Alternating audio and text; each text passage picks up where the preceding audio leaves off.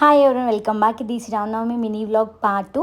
So part 1 చూడకపోతే ఛానల్లో check చేయొచ్చు. సో ఇట్లా నృత్యం చేసి దండలు వేసేసారు రాముల వారికి, సీతమ్మ వారికి, లక్ష్మణుడికి కూడా.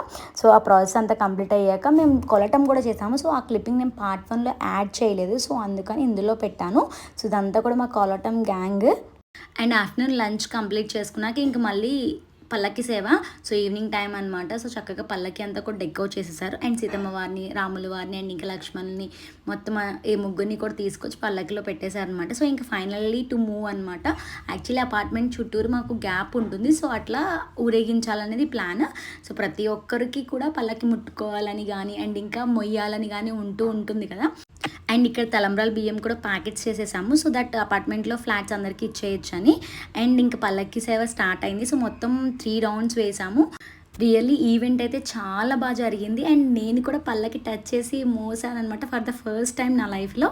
చాలా చాలా చాలా బాగా జరిగింది మా శ్రీరామనవమి అయితే. మీరు శ్రీరామనవమి ఎలా చేసుకున్నారు నాకైతే కామెంట్ చేసేయండి. Thank you for watching.